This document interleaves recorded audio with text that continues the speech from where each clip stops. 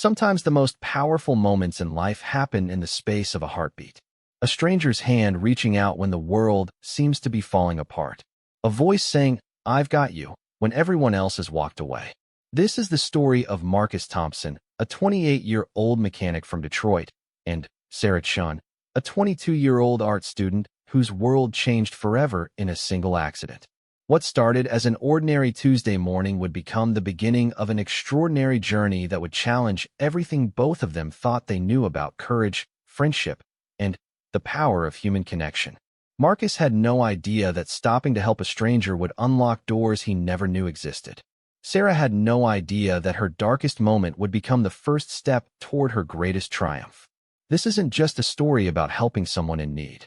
This is a story about how two people from completely different worlds discovered that sometimes the most beautiful things in life grow from the most unexpected moments. It's about finding strength you never knew you had, and learning that the person who saves you might end up being the one you save in return. Get ready for a journey that will restore your faith in humanity and show you that miracles don't always come with wings and halos. Sometimes they come with grease-stained hands and a heart big enough to change the world, one person at a time. The morning sun cast long shadows across Maple Street as Marcus Thompson wiped the sweat from his forehead with the back of his sleeve. His hands were already stained with motor oil, and it wasn't even 8 o'clock yet. The old Chevy pickup truck in front of him had been giving him trouble for the past hour, but Marcus never backed down from a challenge. That's what his grandfather had taught him 20 years ago in this very same garage.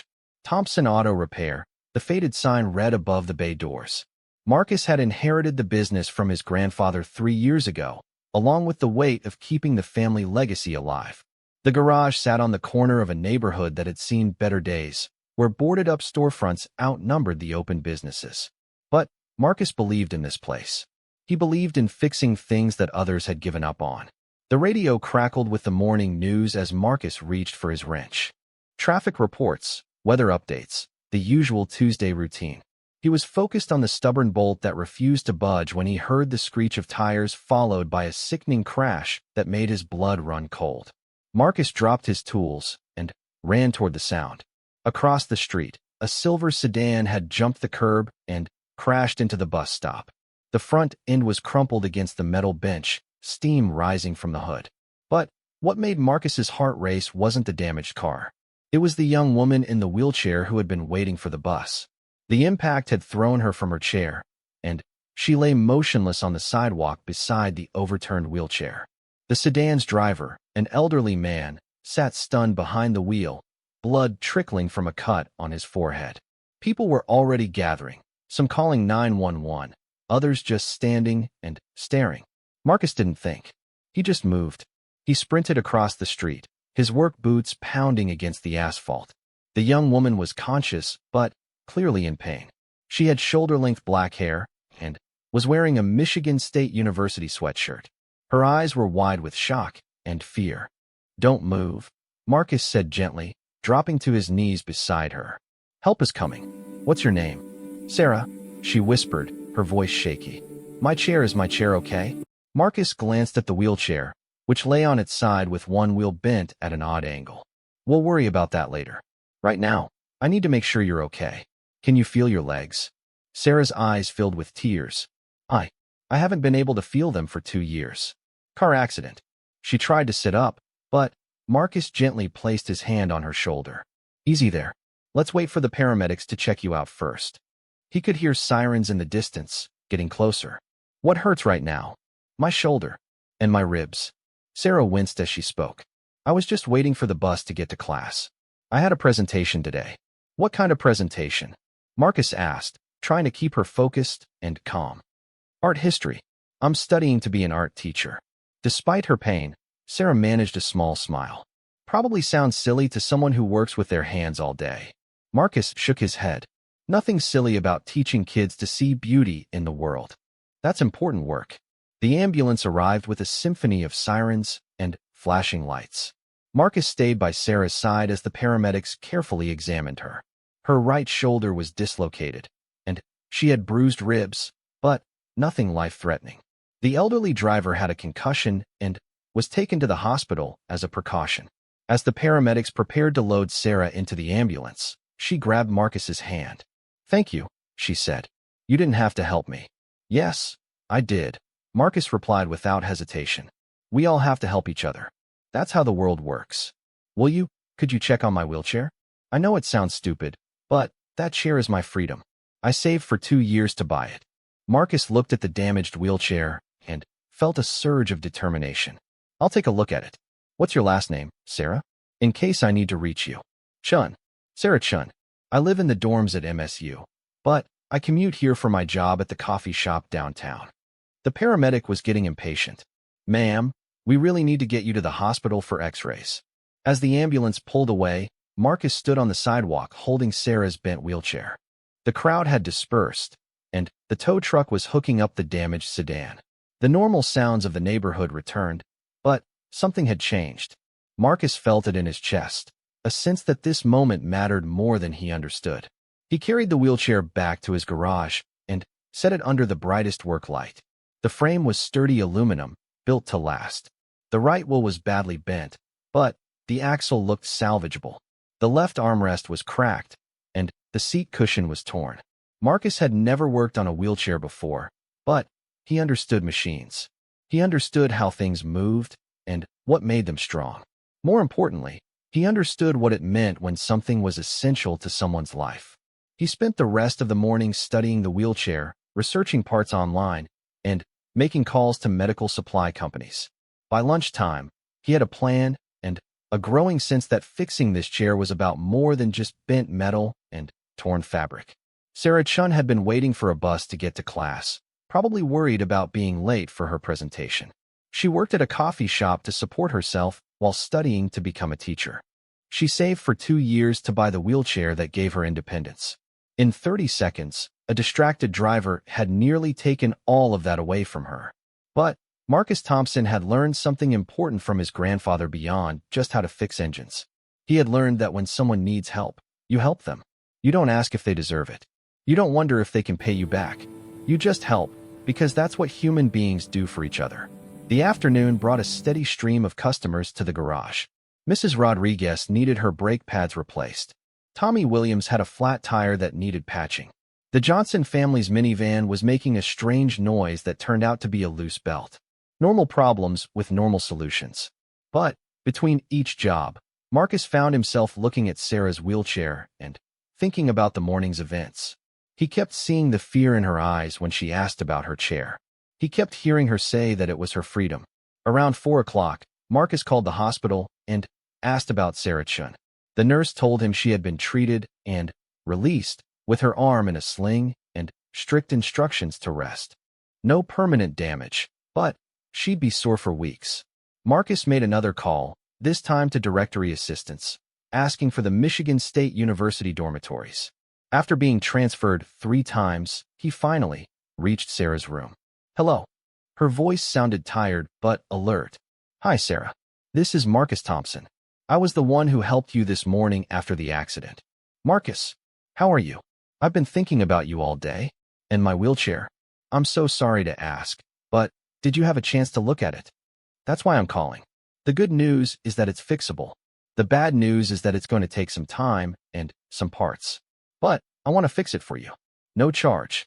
There was silence on the other end of the line for so long that Marcus wondered if the connection had been lost. "Sarah, you still there?" "I'm here." Her voice was thick with emotion. Why would you do that? You don't even know me." "Because you need help, and I can help you. That's enough. But the parts, the time. I should pay you something. I have some money saved. Keep your money for school. I've got this covered." Another pause. "Marcus, I don't know what to say. The insurance from the accident will probably cover a new chair eventually, but that could take months. And this chair, it's not just transportation for me. It's configured exactly right for my body. It took weeks to get it adjusted perfectly. Then, we'll get it back to perfect." The next morning, Marcus arrived at his garage an hour earlier than usual. He had spent most of the night researching wheelchair mechanics, watching YouTube videos, and reading technical manuals until his eyes burned.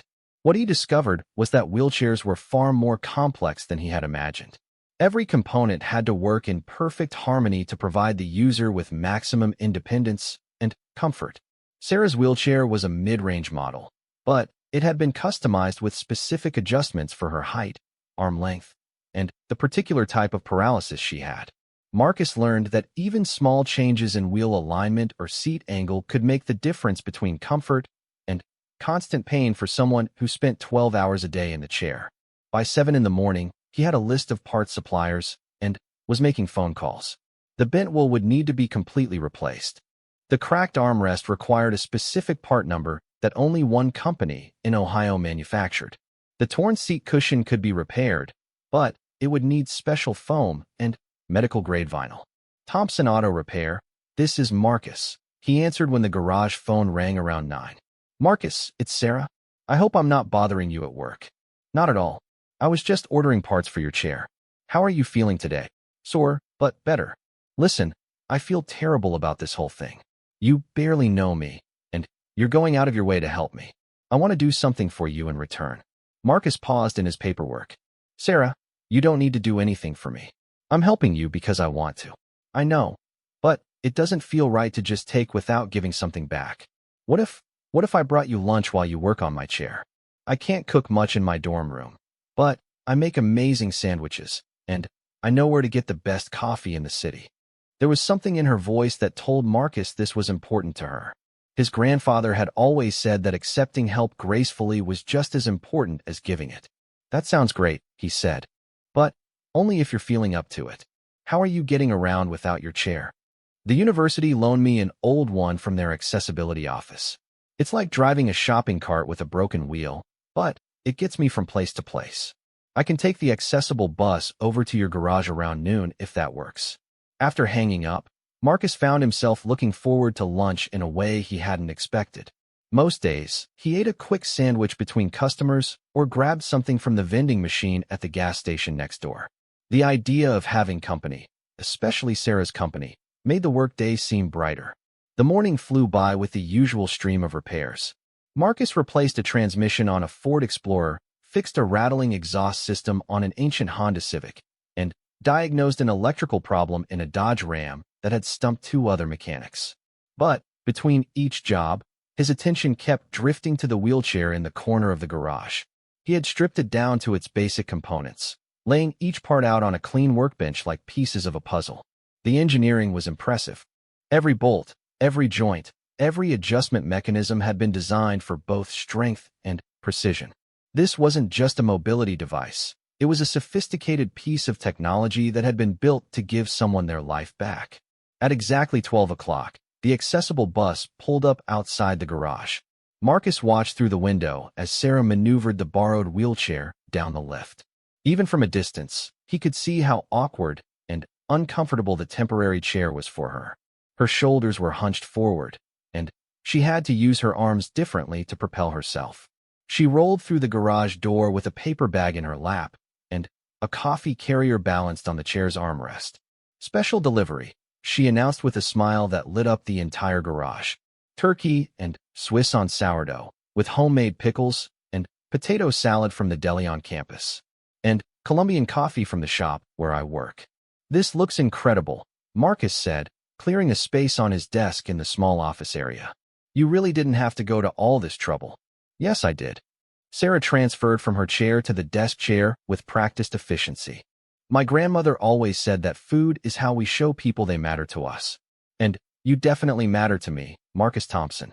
As they ate, Sarah told him about her art history class and the presentation she had missed because of the accident.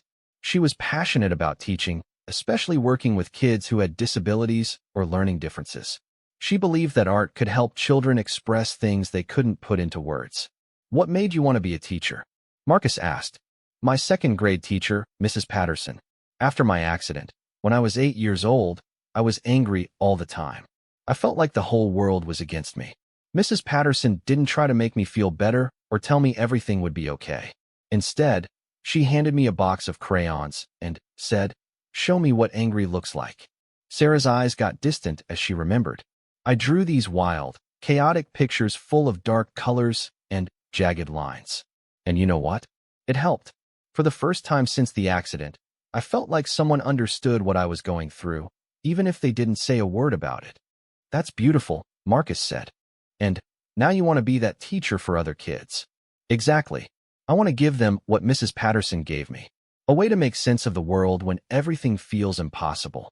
Marcus found himself sharing things he rarely talked about. He told Sarah about his grandfather, who had built the garage from nothing and taught him that honest work was the foundation of a good life. He talked about his dreams of expanding the business, maybe specializing in vintage car restoration. But, mostly, he said, I just want to keep fixing things. There's something satisfying about taking something that's broken and making it work again, making it better than it was before. Sarah looked around the garage, taking in the organized tool boards, the clean workspaces, and the care that went into every detail. You're not just fixing cars, Marcus. You're fixing people's lives. Mrs. Rodriguez doesn't just need new brake pads. She needs to know she can safely drive to her job at the hospital. Tommy Williams doesn't just need his tire patched. He needs to know he can get to his classes at the community college. I never thought about it that way. That's because you're modest. But I've been watching you for an hour, and I can see how much thought you put into everything you do. The way you organized the parts for my wheelchair, the way you researched exactly what I needed, the way you treat every customer who walks through that door. You care about people, Marcus. That's not as common as it should be. After lunch, Sarah insisted on staying to help while Marcus worked on her wheelchair. She couldn't do the mechanical work, but she could hand him tools, hold parts in place, and provide company that made the work more enjoyable than it had ever been. Tell me what you're doing, she said as Marcus carefully aligned the new wheel assembly. This whole mechanism has to be perfectly balanced, he explained. Your chair is set up so that the wheels are slightly angled inward. It's called camber, and it makes the chair more stable and easier to push. But if I get the angle wrong by even a degree or two, you'll be fighting the chair instead of working with it. Sarah watched intently as Marcus made minute adjustments, testing the wheel's spin and checking the alignment with a precision that surprised her. She had expected him to approach it like any other repair job, but he was treating her wheelchair like a work of art. How did you learn to be so precise? She asked. My grandfather. He used to say that good enough never is. If you're going to do something, do it right the first time, especially when someone's depending on you. As the afternoon wore on, Marcus made significant progress on the wheelchair. The new wheel was installed and perfectly aligned. The armrest had been repaired and reinforced.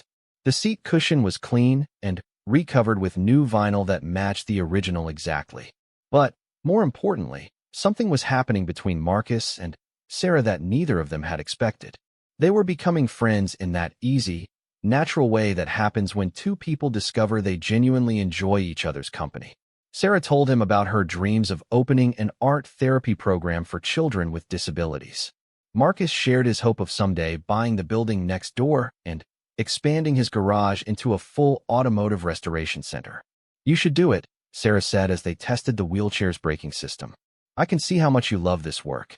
And you're incredibly good at it. It's not that simple. Expansion takes money. And there's always another car that needs fixing more urgently than I need to chase big dreams. But dreams aren't luxuries, Marcus. They're necessities. Without something to work toward, we're just going through the motions. As closing time approached, Marcus realized he wasn't ready for Sarah to leave. Their conversation had ranged from serious topics to silly jokes, from shared memories to future aspirations. He felt like he had known her for years instead of 2 days. The chair should be ready by Friday, he said as Sarah prepared to transfer back to the borrowed wheelchair. I want to triple-check everything and test it thoroughly before you use it. Marcus, I can't thank you enough for this. The parts alone Friday morning arrived with an unexpected complication. Marcus was putting the finishing touches on Sarah's wheelchair when his phone buzzed with a text message from her. Emergency at the coffee shop. Manager quit yesterday, and owner asked me to cover today. Can't make it to garage. So sorry. Marcus stared at the message and felt a pang of disappointment he hadn't anticipated. He had been looking forward to seeing Sarah's reaction when she tested her newly repaired wheelchair. More than that, he had simply been looking forward to seeing Sarah. He typed back, no problem. Chair will be ready when you are. Good luck with the coffee shop. Her response came quickly. You're amazing. We'll call you later. Marcus spent the next hour fine-tuning every component of the wheelchair. He adjusted the brake tension 3 times, tested the wheel alignment with a laser level, and even polished the frame until it gleamed. When he finally stepped back to examine his work, he felt a surge of pride. The chair looked better than new. Around 10 o'clock, the garage door chimed as someone entered. Marcus looked up from his paperwork, expecting to see a customer. Instead, he found himself face to face with a tall, stern-looking man in an expensive suit. "Are you Marcus Thompson?" the man asked, his voice carrying an authority that made Marcus immediately cautious. "That's me. What can I do for you?" "My name is Robert Chun. I'm Sarah's father." Marcus felt his stomach drop. Sarah had never mentioned her father during their conversations, and something about the man's demeanor suggested this wasn't a friendly visit. "Nice to meet you, Mr. Chun. Sarah's been telling me about her art history studies. You must be very proud." Robert Chin's expression didn't soften. "Mr. Thompson, I appreciate what you did for my daughter after the accident. Helping someone in need shows good character. But I understand you've been spending time with her." "We've become friends," Marcus said carefully. "She's been keeping me company while I work on her wheelchair." "Yes, about that." Robert Chin walked over to where the wheelchair sat near Marcus's workbench. "Sarah told me you're repairing this at no charge." "That's right." "Why?"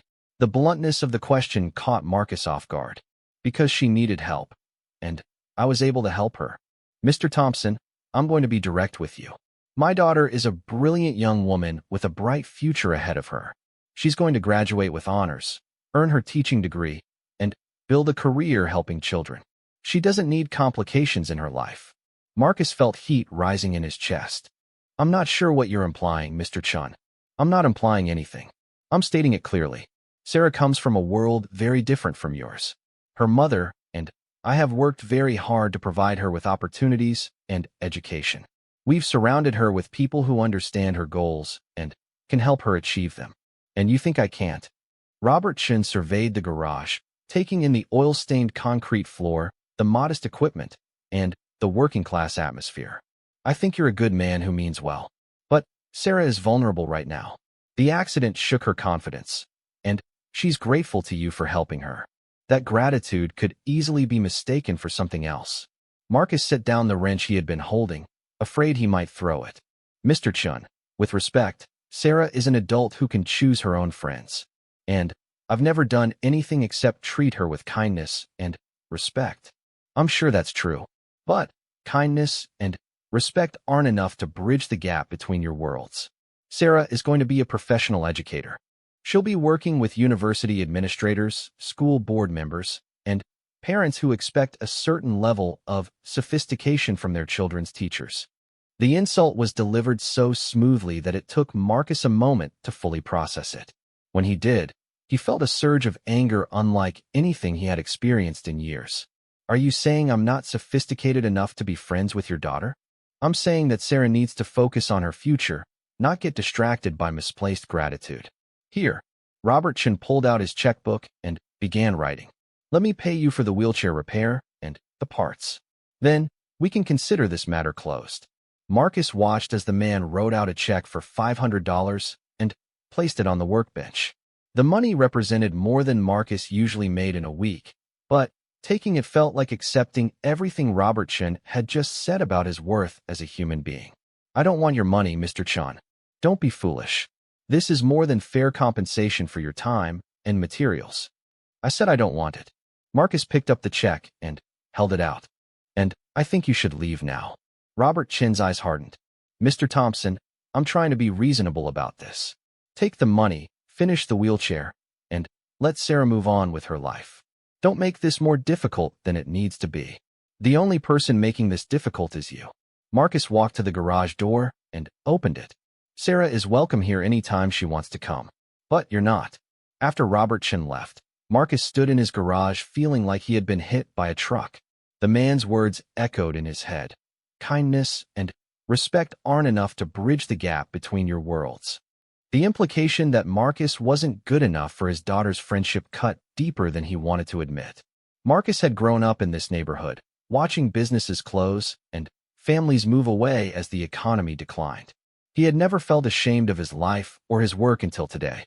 Now he found himself looking at his garage through Robert Chin's eyes, seeing the worn equipment and modest surroundings as evidence of his limitations rather than his honest efforts. He threw himself into work for the rest of the day, taking out his frustration on a stubborn carburetor and a transmission that refused to cooperate. But every time he looked at Sarah's wheelchair, he felt a mixture of pride and uncertainty that he couldn't shake. Around 4 o'clock, his phone rang. Sarah's name appeared on the screen. "Marcus, how's my chair looking? I've been thinking about it all day." "It's finished," he said, trying to keep his voice neutral. "Whenever you want to pick it up." "That's fantastic. I get off work at 6. Could I come by then?" Marcus hesitated. Part of him wanted to see Sarah, to share in her excitement about getting her independence back. But Robert Chin's words had planted a seed of doubt that was growing by the hour. "Actually, I could deliver it to you if that's easier." "Where should I bring it?" "Oh, you don't have to do that. I don't mind coming to the garage. Besides, I want to see where the magic happened." "Sarah, there's something I need to tell you. Your father came by today." The silence on the other end of the line stretched so long that Marcus wondered if the call had been dropped. "What did he say?" Sarah finally asked, her voice barely above a whisper. "He made it clear that he doesn't think we should be friends. He seems to think I'm not good enough for you." "Marcus, that's not true. What my father thinks about you has nothing to do with what I think about you. But maybe he has a point. We do come from different worlds. You're going to be a professional educator, and I'm just a mechanic who barely graduated high school." "Stop right there." Sarah's voice was suddenly fierce. "Don't you dare let my father make you feel small. You're not just anything, Marcus. You're a skilled craftsman who runs his own business. You're a kind person who helps strangers without expecting anything in return. You're someone who sees the value in fixing things instead of throwing them away. The world needs more people like you, not fewer." Her words felt like a lifeline, but Marcus still felt adrift. "I just don't want to cause problems for you with your family. My family has been causing problems for me my whole life. My father means well, but he thinks he can control everything, including who I'm allowed to care about. I won't let him do that anymore." That evening, Sarah arrived at the garage as promised. She took one look at her repaired wheelchair and burst into tears. "It's perfect," she said, running her hands over the frame. "It's better than perfect. You even fixed things that weren't broken in the accident." Marcus had indeed gone beyond the basic repairs. He had cleaned and lubricated every moving part, replaced worn components that would have failed soon, and even added small improvements that would make the chair more comfortable and efficient. "The seat cushion is new," he explained. "Better foam than the original. And I adjusted the back angle slightly based on some research I did about your type of injury. It should reduce shoulder strain." Sarah transferred from the borrowed chair to her own, and the difference was immediately obvious. Her posture improved, her movements became more fluid, and the expression of relief on her face was unmistakable. "How did you know to make these adjustments?" "I spent a lot of time reading about wheelchair ergonomics. I wanted to make sure everything was exactly right for you." Sarah wheeled around the garage, testing the chair's responsiveness and getting reacquainted with her primary mode of transportation. "Marcus, this is incredible. I feel like myself again." As they talked, Sarah told him more about her father's reaction to their friendship. Robert Chun was a successful surgeon who had built his career on precision and control. He had specific ideas about Sarah's future and didn't appreciate variables he couldn't predict or influence. "He's not a bad person," Sarah explained, "but he's used to fixing everything with money and authority. He doesn't understand that some of the best things in life can't be bought or commanded into existence." "Like what?" Marcus asked. "Like friendship. Like the satisfaction of creating something beautiful with your own hands. Like the feeling of knowing that someone cares about you just because of who you are, not because of what you can do for them." As the evening wound down, Sarah made a request that surprised Marcus. "I want to show you something tomorrow." It's Saturday. Saturday morning found Marcus standing in front of his closet, staring at his limited wardrobe options. He had agreed to meet Sarah at the University Art Museum, and he wanted to look presentable without appearing to try too hard. After changing clothes 3 times, he settled on dark jeans, a clean button-down shirt, and the leather jacket his grandfather had given him for his 18th birthday. The Michigan State campus bustled with weekend activity as Marcus parked his pickup truck near the art building. Students lounged on the grass, Couples walked hand in hand along tree-lined paths, and the atmosphere hummed with youth and possibility. Marcus felt simultaneously excited and out of place as he made his way toward the museum entrance. Sarah was waiting for him outside, and when she smiled at his approach, all of Marcus's nervousness evaporated. She wore a flowing purple dress and had styled her hair in a way that made her look older and more sophisticated than usual. But her eyes held the same warmth and intelligence that had drawn him to her from the beginning. "You made it," she said, wheeling forward to greet him. "I was worried you might change your mind." "I almost did," Marcus admitted. "But I figured if you could brave my garage, I could brave your museum." The exhibition was titled Beauty in Function, American Craftsmanship Through the Centuries. As they moved through the galleries, Sarah explained how various artists and craftsmen had elevated everyday objects into works of art. There were handmade quilts whose patterns told stories of family history, furniture carved with such precision that each joint appeared seamless, and pottery that somehow managed to be both delicate and strong. "Look at this," Sarah said, stopping in front of a display case containing a vintage automobile engine. "The craftsman who built this didn't just make it functional. He made it beautiful." Marcus studied the engine, recognizing the workmanship immediately. "That's a 1932 Ford the Fifth Eight. Flathead design." They were revolutionary for their time because they made power accessible to regular people. "Tell me more," Sarah said, pulling out her phone to take notes. "Well, before this engine, most cars were either expensive and powerful or cheap and weak. Henry Ford figured out how to mass-produce an 8-cylinder engine that regular families could afford. It changed everything." Marcus found himself explaining the intricacies of the engine design, the innovation behind the flat head configuration, and the cultural impact of making performance cars accessible to the working class. As he spoke, he noticed other museum visitors stopping to listen. "That's fascinating," said an elderly man who had been eavesdropping. "I've always wondered about the story behind these old engines." Sarah beamed with pride as Marcus answered the man's questions about automotive history and manufacturing techniques. "You see," she whispered to Marcus, "you know more about art than you think. This engine is a work of art, and you understand it better than anyone here." As they continued through the exhibition, Marcus began to see connections between his work and the craftsmanship on display. A blacksmith's hand-forged tools showed the same attention to detail he brought to his automotive repairs. A wooden boat builder's techniques echoed the precision he used when rebuilding engines. "I never thought about my work this way," Marcus said as they paused in front of a display about early American clockmakers. "That's because you're too close to it," Sarah replied. "You see the problem-solving and the technical challenges. But other people see the artistry in what you do. The way you restored my wheelchair wasn't just mechanical repair. It was creative problem-solving that improved on the original design." After the museum, Sarah suggested lunch at a cafe near campus. The place was crowded with students and faculty, and Marcus noticed several people greeting Sarah warmly as they made their way to a table. She was clearly well-liked and respected in this environment. "So tell me about your presentation next Tuesday," Marcus said as they waited for their food. "Are you nervous?" "Terrified," Sarah admitted. "It's not just a class presentation.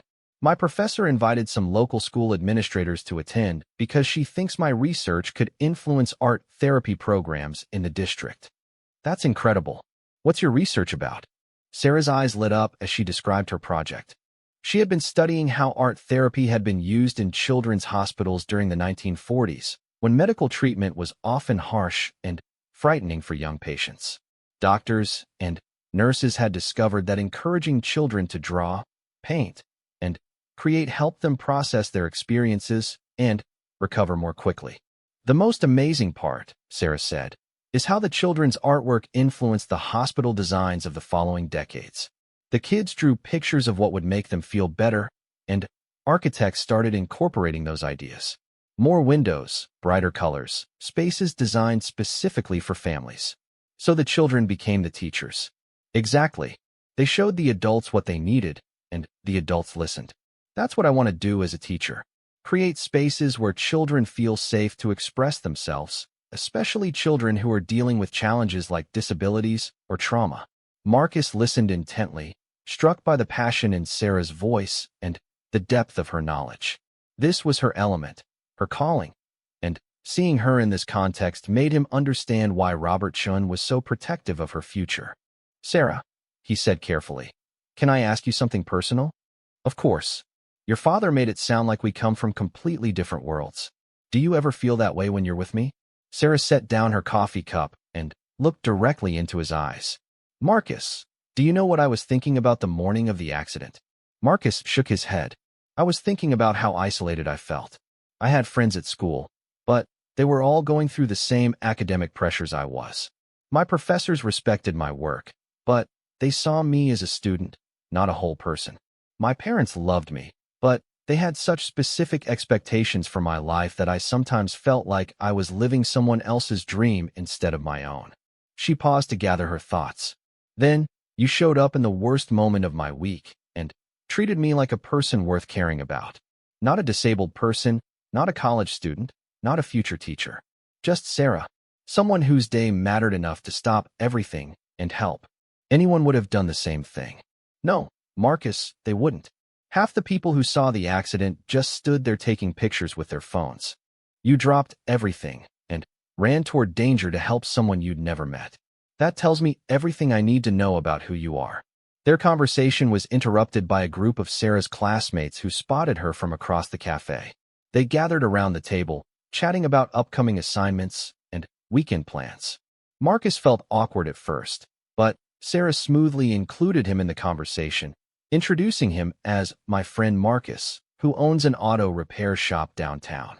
To Marcus's surprise, the students were genuinely interested in his work. One was struggling with car troubles and asked for advice.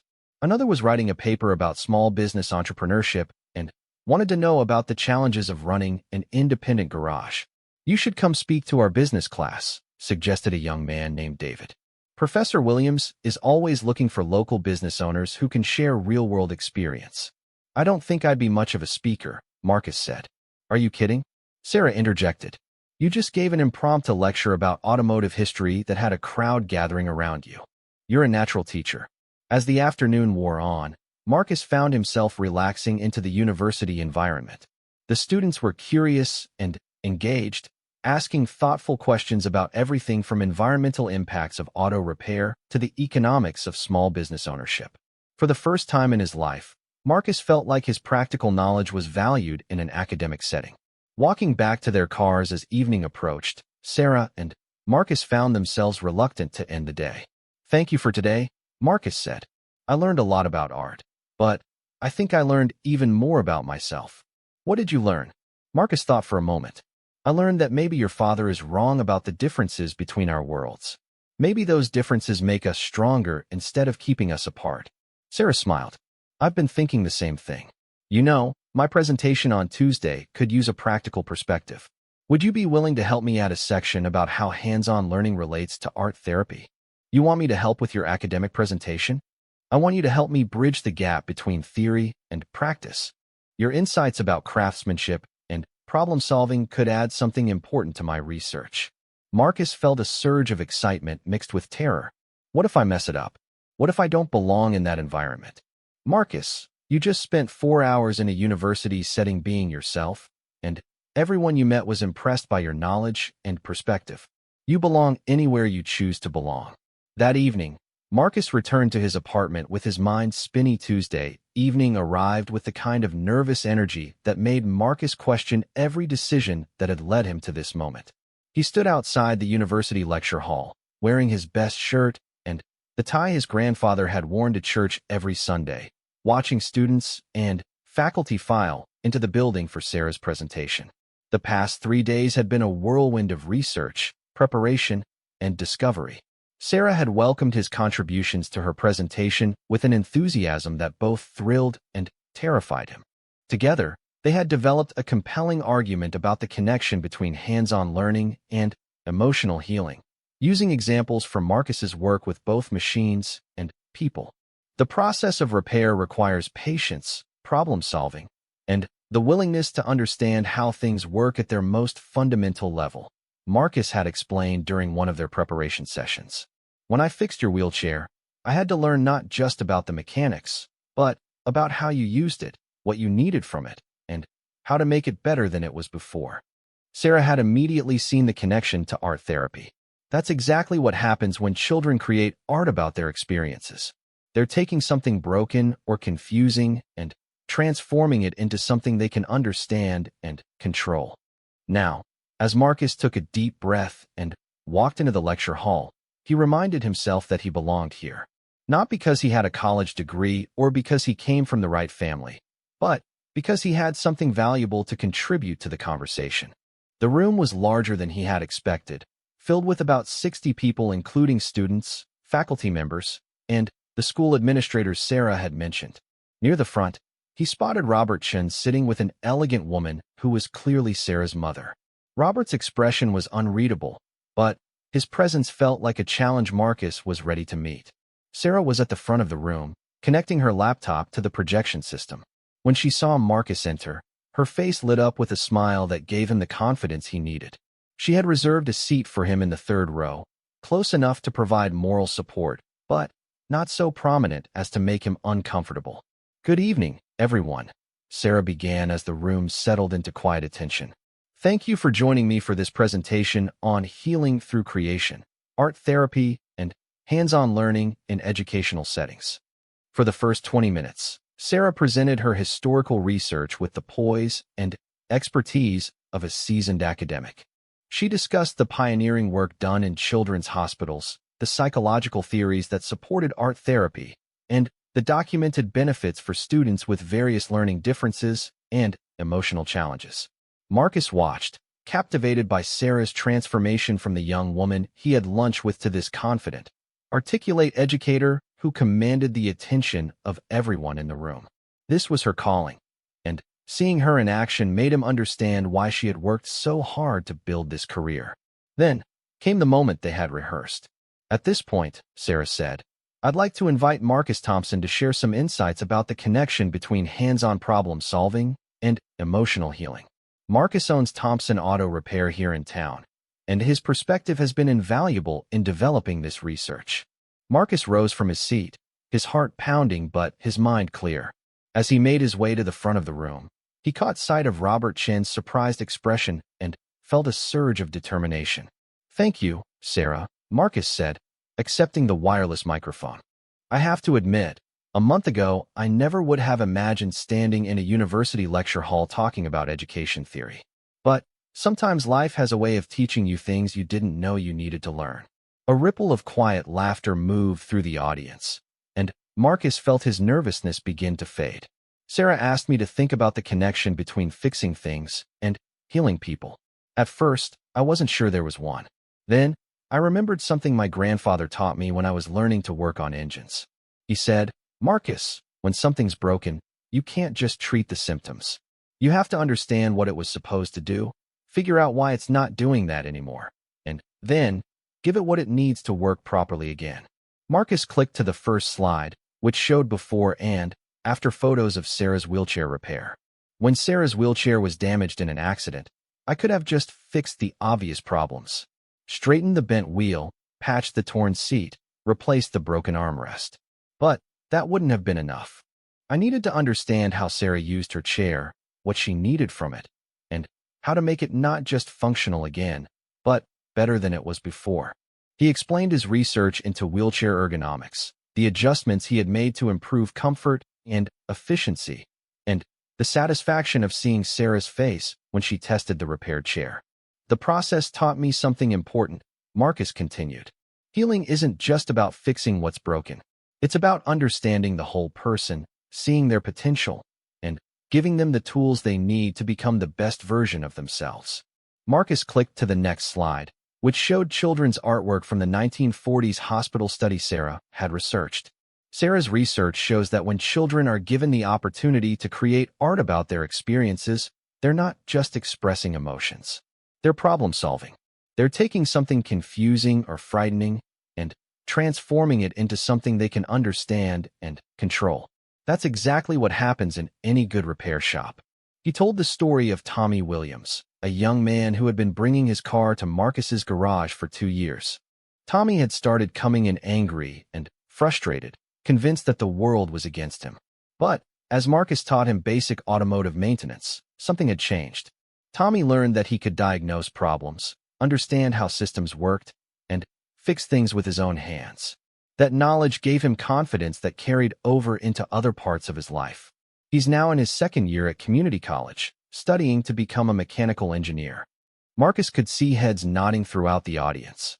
He was connecting with people, making them understand something they had never considered before. The point is, Marcus said, healing happens when people feel capable and valued. Whether it's a child drawing a picture of their hospital experience or a young man learning to rebuild an engine, the process is the same.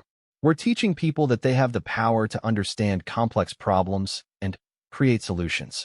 Sarah returned to the microphone for the conclusion of their presentation, tying Marcus's insights back to the educational applications they were proposing. She outlined a pilot program that would combine traditional art therapy with hands-on learning experiences, giving children multiple pathways to express themselves and build confidence. The question and answer session that followed was lively and engaged. Faculty members asked about implementation costs and training requirements. Administrators inquired about measurable outcomes and assessment methods. Students wanted to know about volunteer opportunities and internship possibilities. But the question that surprised Marcus came from Robert Chun. "Mr. Thompson," Sarah's father said, rising from his seat, "you mentioned that this work has taught you things you didn't know you needed to learn. Could you elaborate on that?" Marcus looked directly at the man who had tried to discourage his friendship with Sarah. "I learned that intelligence comes in many forms, and that wisdom doesn't require a college degree. I learned that teaching happens everywhere, not just in classrooms. And I learned that the most important thing you can give someone isn't money or status or opportunity. It's the belief that they matter, that their ideas have value, and that they have the power to make their own lives better." Robert Chun nodded slowly, and for the first time since Marcus had met him, the stern expression on his face softened slightly. After the formal presentation ended, Marcus found himself surrounded by people who wanted to continue the conversation. Professor Williams, whom he had met briefly before the presentation, invited him to speak to her business classes. A representative from the county school district asked if he would be interested in developing a summer program for at-risk youth. 3 different students requested informational interviews about entrepreneurship and small business ownership. But the conversation that mattered most happened after the crowd had thinned out. Robert and Catherine Chin approached Marcus and Sarah together. "Mr. Thompson," Robert began, "I owe you an apology. When I came to your garage last week, I made assumptions about you that were unfair and, frankly, wrong." Marcus felt Sarah's hand slip into his, a gesture of support that gave him strength. "I appreciate that, Mr. Chun. Please, call me Robert. I've spent my career in environments where credentials and pedigree matter more than character. Tonight, watching you speak and seeing how you've contributed to Sarah's work, I realized I was applying the wrong standards." Catherine Chin stepped forward. "We'd like to invite you to dinner this weekend, Marcus. We want to get to know the person who has meant so much to our daughter." As the Chun family said their goodbyes and headed for the parking lot, Marcus and Sarah found themselves alone in the empty lecture hall. "I can't believe you just did that," Sarah said, her eyes shining with pride, and something deeper that made Marcus's heart race. "I can't believe it either. 6 weeks ago, I thought my world was limited to a 3-block radius around my garage. Now I'm talking to university professors about educational theory and getting invited to dinner with your parents. Is that a bad thing?" Marcus looked around the lecture hall, thinking about everything that had led to this moment. The accident that had brought them together. The wheelchair repair that had become a symbol of second chances. The growing friendship that had challenged both of them to become more than they had thought possible. "It's the best thing that's ever happened to me," he said. Sarah moved her wheelchair closer to where he was standing. "Marcus, can I tell you something?" "Anything." "The day of the accident, when you knelt down beside me on the sidewalk and told me help was coming, I felt something I hadn't felt in a long time. Hope. Not just hope that my injuries weren't serious, but hope that there were still people in the world who would stop everything to help a stranger." Marcus knelt down again, bringing himself to Sarah's eye level just as he had that first day. "You gave me something too," he said. "You showed me that my world was bigger than I knew, and that I was capable of more than I had imagined. You believed in me before I believed in myself. So what happens now? Sarah asked. Marcus thought about the question seriously. There would be challenges ahead. Building a relationship across the differences in their backgrounds wouldn't always be easy. Sarah's career would take her places Marcus had never been. His commitment to his garage and his neighborhood would require choices about where and how they built a life together. But as he looked into Sarah's eyes, Marcus knew that some problems were worth solving and some risks were worth taking. Now we figure it out together, he said. One day at a time, just like fixing anything else that matters. 6 months later, Marcus stood in his expanded garage, now called Thompson Repair and Restoration, watching Sarah lead a group of middle school students through the basics of automotive maintenance. The pilot program they had proposed was in its second month, and the results were already exceeding expectations. Remember, Sarah was telling her students, every machine has a purpose, and every problem has a solution. The key is understanding what you're working with and not being afraid to try. Marcus smiled as he watched 13-year-old Maria successfully change her first spark plug, while her classmate Jerome proudly displayed the brake pads he had learned to replace. These kids came from the same neighborhood where Marcus had grown up, and they were discovering the same sense of capability and confidence that had shaped his life. The program combined traditional art therapy with hands-on mechanical training, giving students multiple ways to express themselves and build practical skills. Sarah documented their progress through drawings, photographs, and written reflections that would become the foundation for her master's thesis. But the real measure of success was visible in the students themselves.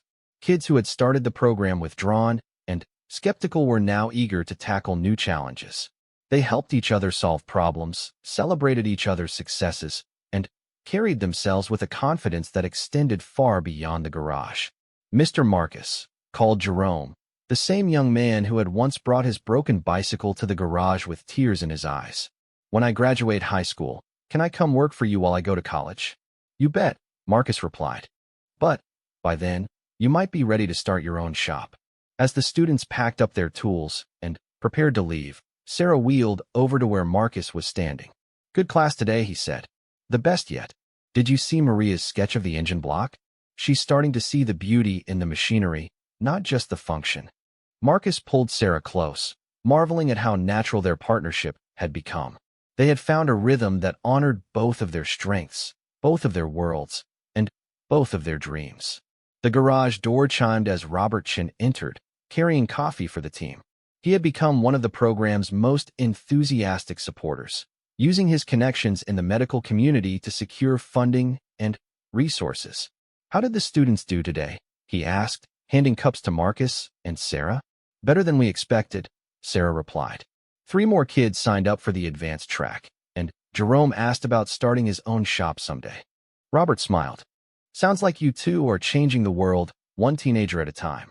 As evening approached, and the last traces of the day's work were cleaned up, Marcus found himself reflecting on the journey that had brought him here. The shy mechanic who had once thought his world was limited to fixing cars had become a teacher, a mentor, and a partner in something larger than himself.